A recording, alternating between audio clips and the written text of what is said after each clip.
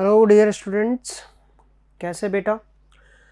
I am Kapil Sharma और basically हम morphology ख़त्म कर चुके हैं, तो एनाटॉमी की तरफ अपन बढ़ना है। और एनाटॉमी जो टॉपिक है बेसिकली उसमें अपन डील करेंगे इनर पार्ट्स ऑफ प्लांट जो हैं उनसे डील करने वाले हैं, और उसके टिश्यूज़ से डील करने वाले हैं, टिश्यू सिस्टम से डील करने वाले हैं। कौन सी चीज़ें जो है कंस्टिट्यूट करती है एक एनाटॉमिकल फीचर्स ऑफ प्लांट को, वो भी अपन फ्लावरिंग प्लांट्स की बात करेंगे मेनली। यहाँ पे एंजियोस्पर्म्स की बात करने वाले हैं। शुरुआत करते हैं, क्या होती है एनाटॉमी या फिर स्टडी होती है इंटरनल स्ट्रक्चर की बेटा। किसी भी अपन बात करें प्लांट्स की और उसके ऑर्गेनिजम्स की, प्लांट्स तो है ही सही, उसके ऑर्गन्स की भी स्टडी क्या है बेटा, इंटरनल स्टडी क्या कहलाती है, एनाटॉमी कहलाती है। अगर अपन बात करें कि टिश्यूज़ ही बेसिकली वहाँ पे पूरी ऑर्गन और फिर ऑर्गन सिस्टम बनाते हैं, तो प्लांट के अंदर तो टिश्यूज़ ऑर्गन क्या, वहाँ तो टिश्यूज़ ही सारे प्रेजेंट हैं और वही फिर बाद में पार्ट्स में कन्फर्म हो जाते हैं बेटा। तो अपन टिश्यूज़ से ही डील करेंगे बेसिकली। टिश्यू एक ग्रुप होता है सेल्स का जिनका कॉमन ओरिजिन और उनका कॉमन ओरिजिन फंक्शन भी होता है, और based on the capability of division हमने टिश्यूज़ को दो टाइप में डिवाइड किया है बच्चे, मेरिस्टेमेटिक और दूसरा है बेटा परमानेंट। सबसे पहले डील करेंगे अपन मेरिस्टेमेटिक से। क्या होते हैं मेरिस्टेमेटिक टिश्यूज़? मेरिस्टेमेटिक टिश्यूज़ वो टिश्यूज़ है बेटा जिनकी डिवीज़न की एबिलिटी हमेशा रहती है, ग्रोथ करने की एबिलिटी हमेशा रहती है, और वे उसी रीजन में प्रेजेंट होते हैं जहाँ पे डिवीजन और ग्रोथ चल रही होती है। मेरिस्टम पोजीशन के बेस पे तीन टाइप के हैं बेटा, एपिकल, इंटरकैलरी और सेकेंडरी या लेटरल मेरिस्टम अपने सामने मौजूद है। अब अगर मैं बात करूं एपिकल मेरिस्टम की, सबसे पहले तो कहाँ पे वो पोजीशन होती है एपिकल मेरिस्टम की, आप देख सकते हैं बच्चे कि एपिकल मेरिस्टम सबसे टिप पे आपको देखने को मिल रहा है। एपिकल मेरिस्टम आपको सबसे टिप पे देखने को मिल रहा है, होते ही टिप्स पे है ये। अब टिप्स रूट की भी हो सकती हैं, टिप्स शूट की भी हो सकती हैं। अगर रूट की टिप पे मौजूद है तो रूट एपिकल मेरिस्टम, शूट की टिप पे मौजूद है तो बेटा शूट एपिकल मेरिस्टम। अगर रूट की टिप पे मौजूद है तो रूट एपिकल मेरिस्टम, और अगर शूट की टिप पे मौजूद है तो शूट एपिकल मेरिस्टम वहां पे है बेटा। अब अपन बात करें इसी दौरान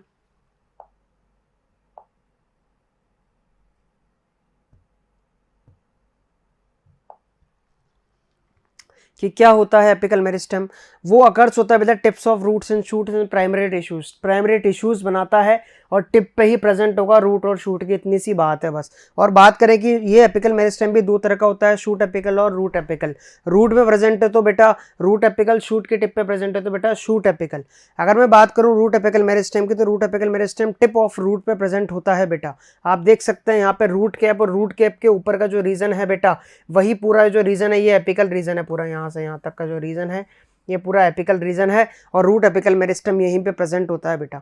अगर अपन बात करें शूट एपिकल मेरिस्टम की, तो वो बेटा प्रेजेंट होता है शूट टिप पे। एनसीईआरटी एक डायग्राम बताती है वाला, ये शूट टिप पे प्रेजेंट है ही सही। यहाँ पे बेसिकली अपन बात करें शूट टिप पे जो प्रेजेंट होता है वो दो फॉर्म में प्रेजेंट हो सकता है। बेसिकली ये कुछ सेल्स पीछे छूट जाती हैं इसी मेरिस्टेमेटिक टिश्यू के, जिनका नाम होता है बेटा एक्सिलरी बड। उनका नाम वहाँ पे एक्सिलरी बड पड़ जाता है। वो एक्सिलरी बड आगे जाके या तो ब्रांच बना लेगी बेटा या बना लेगी फ्लावर। तो बेसिकली अपन बात करें तो यहाँ पे जो एक्सिलरी बड है ना, ये लेफ्ट ओवर पार्ट ही है एपिकल मेरिस्टेम का, अलग से कोई वहाँ पे टिश्यूज नहीं है। अगर मैं बात करूँ सेकंड नंबर पे इंटरकैलरी मेरिस्टेम की, जो कि प्रेजेंट होते हैं बेटा यहाँ पे इस जगह प्रेजेंट होता है, नोड्स पे बेसिकली देखने को मिलता है इंटरकैलरी मेरिस्टम। आप देख सकते हैं नोड्स पे देखने को मिलते हैं इंटरकैलरी मेरिस्टम, और बेसिकली ये बिटवीन मैच्योर टिश्यूज देखने को मिलते हैं। They occur in grasses and regenerate parts removed by the grazing herbivores. अब रीजनरेटेड पार्ट्स का मतलब है कि नो पार्ट्स नए रीजनरेट किए जाएंगे तो कहाँ से किए जाएंगे, नोड से ही रीजनरेट किए जाएंगे। आप देख सकते हैं गिवन डायग्राम में बेटा कि आपको यहाँ पे इंटरकैलरी मेरिस्टम इस जगह देखने को मिल रहा है, इस जगह जो है लॉन्गिट्यूडनल फॉर्म में देखने को मिल रहा है। अगर ये पार्ट खा भी लिया गया तो वापस से वो पार्ट रीजनरेट हो जाएगा। मतलब मैं तो कह सकता हूँ कि नोड्स के पास जो की जगह है ना, वो सब इंटरकैलरी मेरिस्टम की जगह है बेटा। अगर अपन बात करें इंटरकैलरी मेरिस्टम, तो आप और दे सकते हैं यहाँ पे इस तरीके से आपको लेटरल मेरिस्टम जो है, इस तरह से आपको रूट एपिकल मेरिस्टम और शूट एपिकल मेरिस्टम देखेंगे।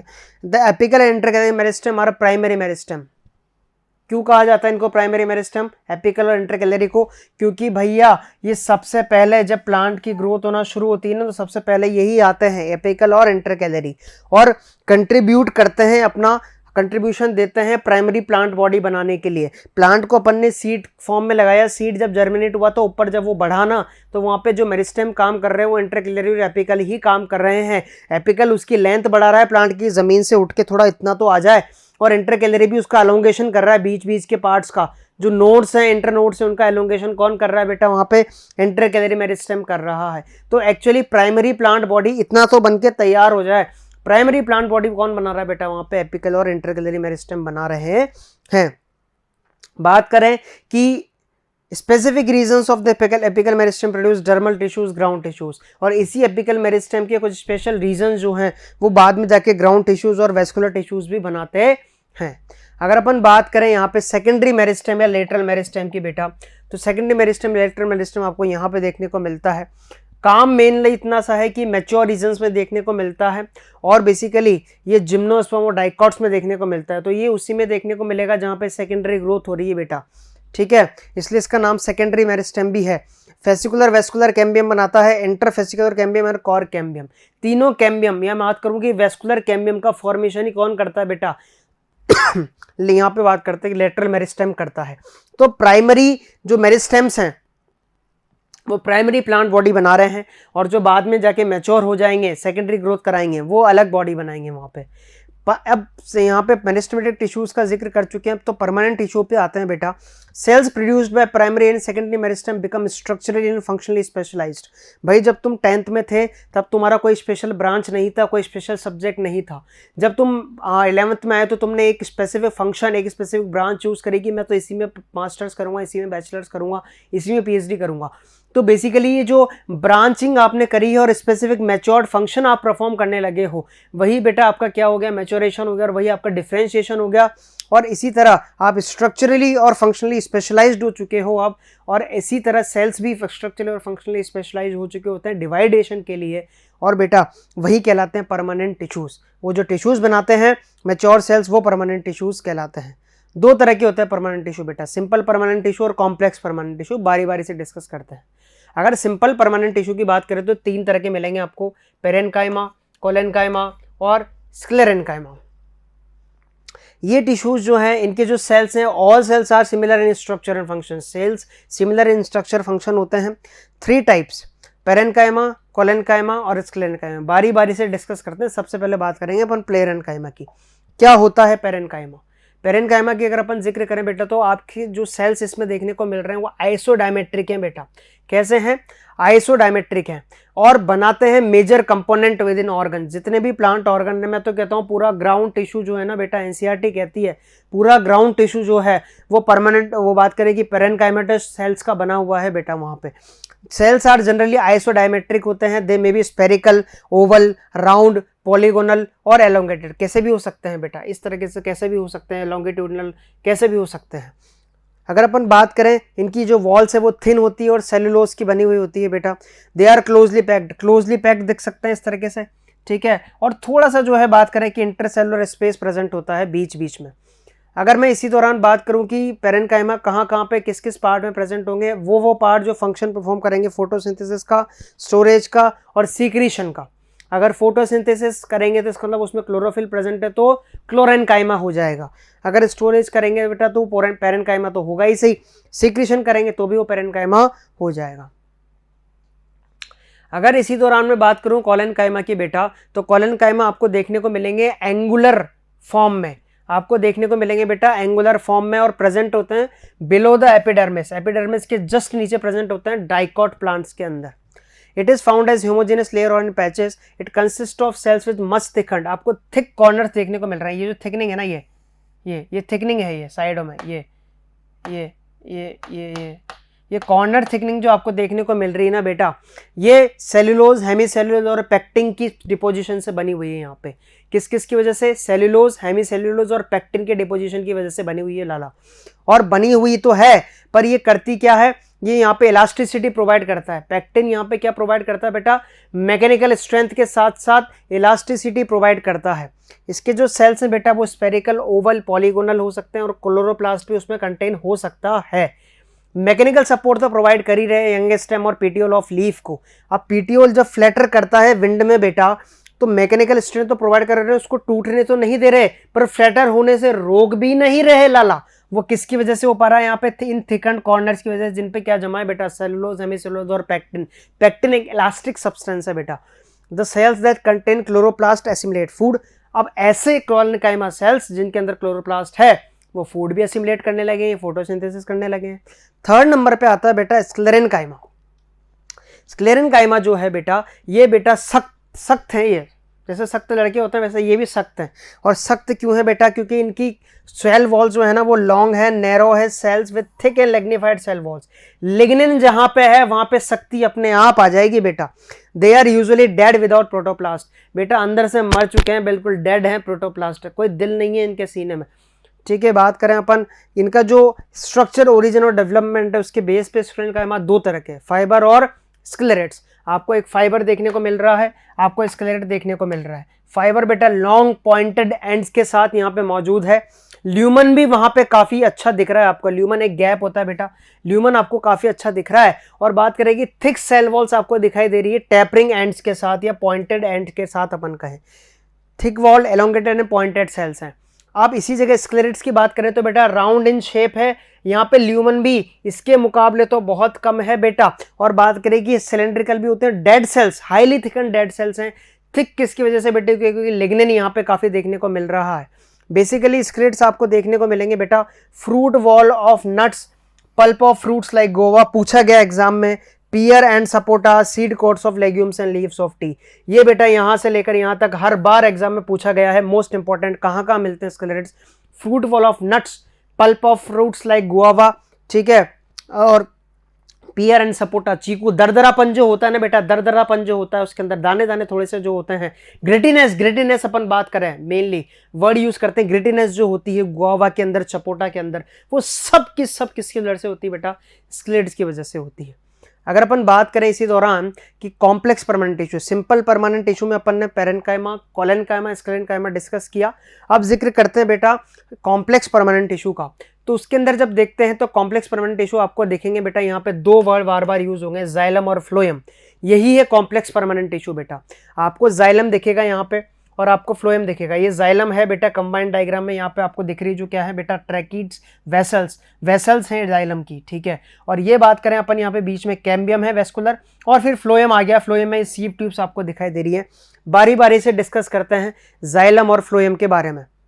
These are of made of more than one type of cells. एक ज्यादा दिख ही रहे, अपन ने पढ़ा भी है जाइलम के अंदर की xylem fibre, xylem vessels, xylem tracheids, xylem parenchyma. 4 component होते हैं जाइलम के, और ऐसे ही 4 कंपोनेंट होते हैं फ्लोएम के, पेरेन्काइमा, फ्लोएम फाइबर, जिसको बास्ट फाइबर भी कहते हैं अपन, सीव ट्यूब्स और कंपेनियन सेल्स। तो बारी बारी से डिस्कस करना है अपन को। सबसे पहले जाइलम और फ्लोएम में से जाइलम को डिस्कस किया जाएगा। मेरा बच्चा जाइलम देख सकता है यहाँ पे कि कंडक्टिंग टिश्यू का काम करता है जाइलम। किसके लिए? वाटर और मिनरल्स के लिए। From roots to stem and leaves, root से लेकर जाएगा ऊपर लीव्स और स्टेम पे, और मेनली कंडक्ट करेगा बेटा वाटर और मिनरल्स। ये अपन ट्रांसपोर्टेशन में देख चुके हैं। It also provides mechanical strength. Mechanical strength provide करेगा। कौन सा कंपोनेंट मैकेनिकल स्ट्रेंथ प्रोवाइड करेगा? यहाँ पे बात कर रहा है वो जाइलम फाइबर की बात कर रहा है बेटा। देखेंगे, अभी देखने ही वाले हैं अपन उसके कंपोनेंट्स को। 4 काइंड के एलिमेंट्स होते हैं जाइलम में, या कंपोनेंट्स कह सकते हैं अपन। ट्रैकीड्स, वेसल्स, जाइलम फाइबर्स, और यहाँ पे बात करें जाइलम पेरेन्काइमा। अगर मैं बात करूँ ट्रैकीड्स की बेटा, ट्रैकीड्स की यहाँ पे बात करें तो आपको दिख रही है यहाँ पे पॉइंटेड एंड के साथ, और बीच बीच में लिग्निन की थिकनिंग आपको मिल रही है। यहाँ पे elongated tube like dead cells हैं। सब एक बात ध्यान रखनी है, जाइलम पेरेन्काइमा के अलावा इसके तीनों कंपोनेंट जो हैं वो डेड रहते हैं। इसमें तीनों कंपोनेंट डेड। और बात करें सीव ट्यूब के अंदर ओनली फ्लोएम फाइबर डेड, मतलब फ्लोएम के अंदर ओनली फ्लोएम फाइबर डेड और बाकी सारे लिविंग। तो उल्टा है, यहाँ पे तीनों डेड है और एक लिविंग है, जाइलम पेरेन्काइमा ओनली, और वहां पे सारे लिविंग है और एक ही डेड है, वो है बास्ट फाइबर या फ्लोएम फाइबर ओनली। अब बात करें ट्रैकीड के कंपोनेंट की, तो ट्रैकीड बेटा थिक सेल्स होती हैं, लिग्निफाइड सेल वॉल्स होती हैं। आपको दिख रही है यहाँ पे लिग्निन बीच में डिपॉजिट दिख रहा है, ये लिग्निन ही है। और बेटा बात करें कि यहाँ पे टैपरिंग एंड्स हैं ट्रैकीड्स के।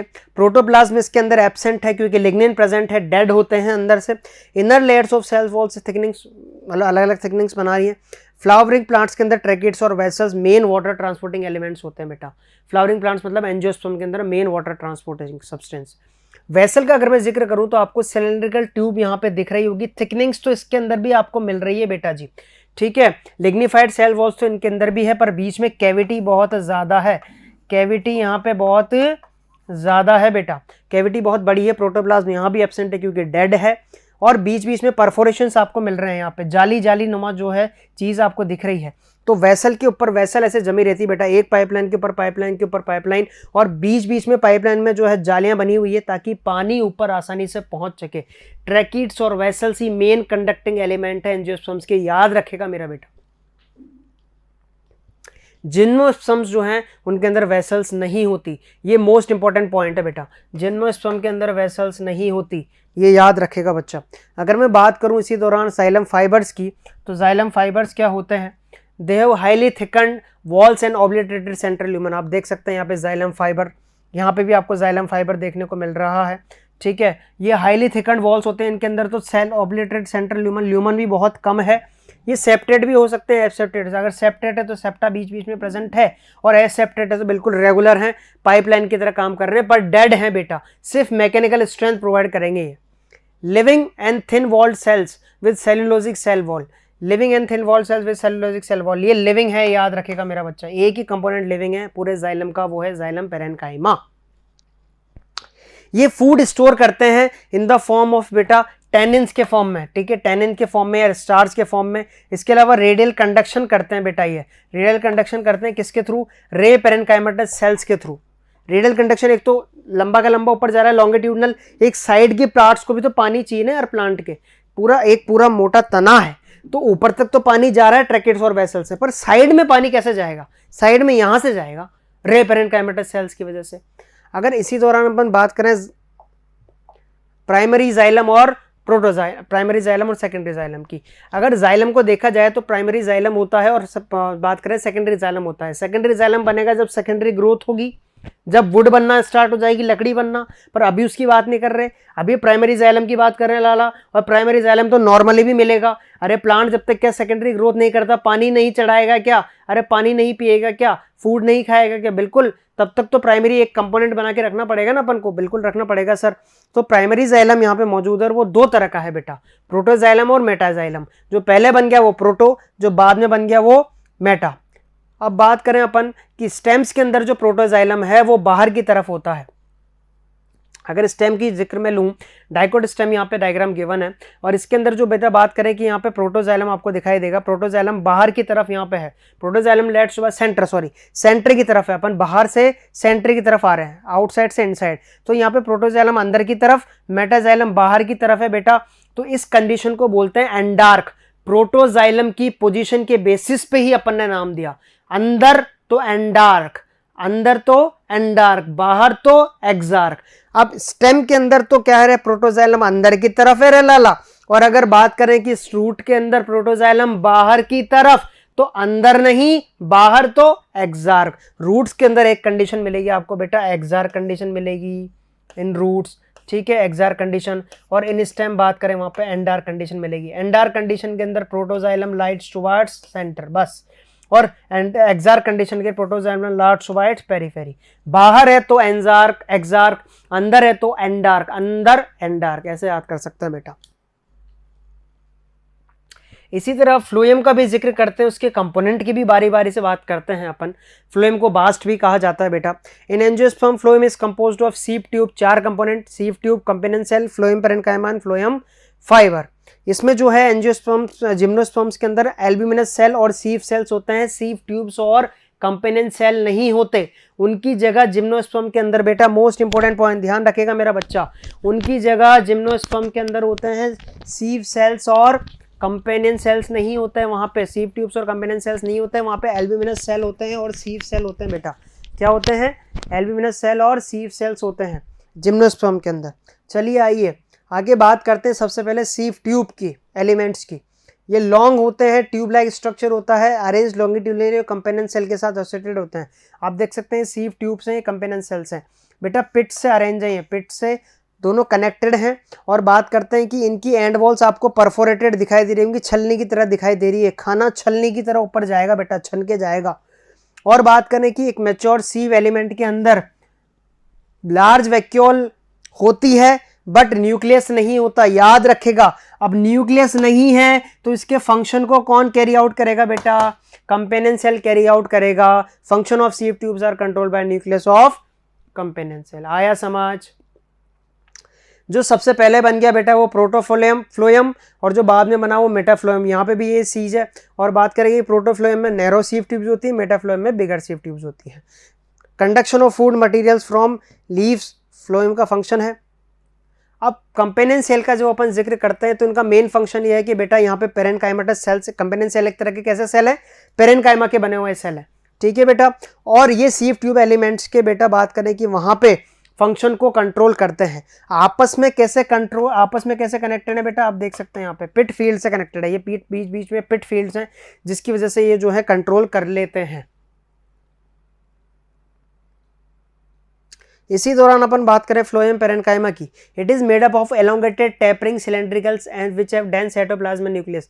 फ्लोएम पेरेनकाइमा आपको इस साइड में दिखाई दे रहे हैं बेटा, यहाँ पे ये रहे फ्लोएम पेरेनकाइमा। और बेसिकली बात करें कि इनके जो डेंस साइटोप्लाज्म और न्यूक्लियस वहाँ पे प्रेजेंट है, उसी के थ्रू ये काम कर रहे हैं। वहाँ पे इनकी जो सेल वॉल है वो कंपोज होती है सेलुलोज से, ठीक है। और पिट्स इसमें होते हैं जिसमें प्लाज्मोडेस्माटल कनेक्शन होते हैं दोनों हर सेल्स के बीच में।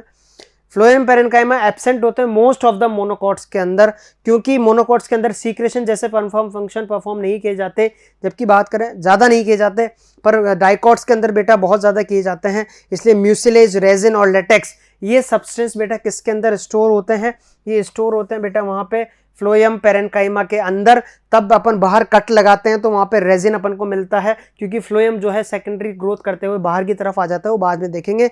पर ये बात तो याद रखनी है कि फ्लोएम पेरेनकाइमा के अंदर ये चीज़ें स्टोर होती है, और इसी वजह से अपन डाइकॉट में जब कट लगाते हैं तो वहाँ से आपको लेटेक्स, रबर वगैरह सब वहाँ से मिल जाता है। फ्लोएम फाइबर्स की बात करें, बास्ट फाइबर्स की बात करें बेटा, इनका सिंपल सा रोल है। ये सिंपल सा रोल ये है कि भाई ये कॉम्प्लेक्स परमानेंट टिश्यू के ऐसे जो पिलर हैं जो कि स्ट्रेंथ प्रोवाइड करते हैं प्लांट को। स्क्लेरेनकाइमा सेल से बने तो जहाँ स्क्लेरेनकाइमा वहाँ लिग्निन है, लिग्निन है वहाँ डेथ है, शक्ति है बेटा, एलोंगेटेड है, अनब्रांच्ड होते हैं, पॉइंटेड होते हैं, निडल लाइक आप देख सकते हैं यहाँ पे। Cell wall is quite thick, cell wall जो है क्वाइट थिक होती है इनकी। At maturity these fibres lose protoplasm and become dead. Phloem fibres of jute, flax and hemp are used commercially. Jute का तो बेटा गद्दे बनते हैं, अब नहीं बनते, पहले बना करते थे जूट के, पर बोरे अभी भी बनते हैं बेटा, ठीक है। इस तरह से वहाँ पे बात करें अपन ने प्लांट टिश्यूज के सिंपल कॉम्प्लेक्स की। अगर यहाँ पे जो है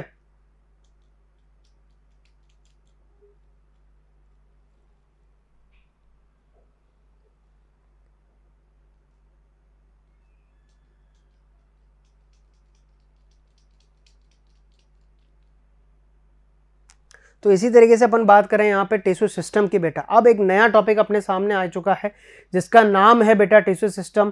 और बेसिकली टिश्यू सिस्टम की अगर अपन बात करें बेटा यहाँ पे, तो टिश्यू सिस्टम के अंदर एक तो एपिडर्मल टिश्यू सिस्टम होता है, और एक बात करें अपन वहाँ पे बेस्ड ऑन लोकेशन और स्ट्रक्चर के बेस पे वहाँ पे 3 टिश्यू सिस्टम होते हैं, एपिडर्मल, ग्राउंड और वेस्कुलर टिश्यू सिस्टम। क्या क्या होते हैं बेटा? एपिडर्मल, ग्राउंड और वेस्कुलर टिश्यू सिस्टम यहाँ पे प्रेजेंट होते हैं।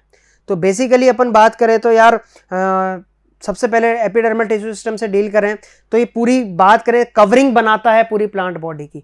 सिंपल सी बात यह है कि पूरी प्लांट बॉडी की क्या बनाएगा? कवरिंग बनाएगा एपिडर्मल टिश्यू सिस्टम, ईटीएस के नाम से जाना जाता है। इसके अंदर जो कंपोनेंट आते हैं वो आते हैं epidermal cells, stomata, epidermal appendage जैसे कि ट्राइकोम और हेयर्स। एपिडर्मिस की बस इतनी सी बात है कि वो क्या बनाएगा बेटा? कंपोनेंट बनाएगा पूरे प्लांट के।